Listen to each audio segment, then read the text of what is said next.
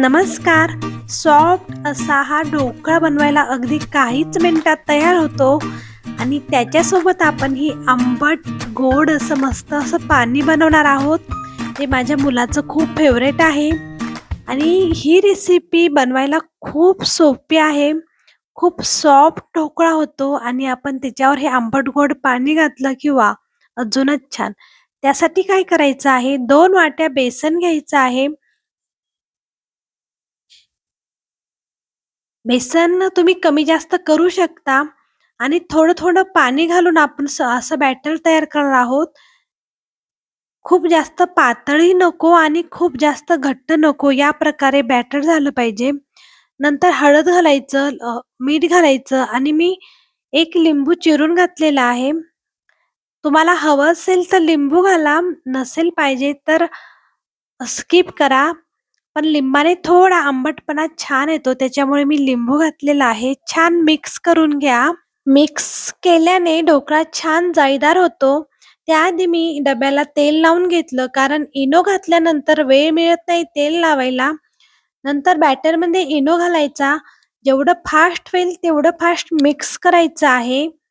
थोडंसं पाणी घालून मिक्स केलं, की लगेच आपण हे बॅटर डब्यामध्ये घालणार आहोत.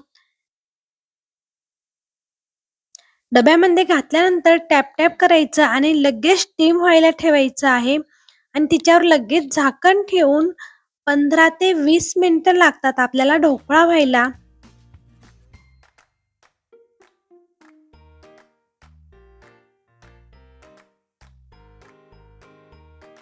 ढोकळा होईपर्यंत मी चिंच आणि गुळाचं पाणी तयार करून घेणार आहे. त्याच्यासाठी कढईमध्ये तेल टाकायचं. थोडंसं तेल घातलं, मोहरी आणि तीळ घातलेले आहे आणि आता आपण याच्यामध्ये जे चिंच आणि गुळाचं पाणी होतं ते घालणार आहोत. पाणी हे घट्ट करायचं नाही, त्याच्यामुळे मी आणखीन 1 वाटी त्यामध्ये पाणी घालणार आहे. चवीनुसार मीठ घालायचं. 1 उकळी आली की आपलं तयार आहे आंबट गोड पाणी. तोपर्यंत ढोकळा झाला होता. त्याच्यावर मी मोहरी आणि तिळाचा तडका टाकला. तुम्ही हवे असल्यास हिरवी मिरची घेऊ शकता. मुलांसाठी होतं त्यासाठी मी तीळ आणि मोहरीच घातलेली आहे. मिरची मी वेगळी तळली, कारण मुलांना ते थोडीही मिरची चालत नाही. तर ढोकळा खरंच खूप छान आणि सॉफ्ट झाला होता. दिसायला जेवढा छान दिसत आहे ना, त्याच्यापेक्षा तो भारी चवीला झाला होता.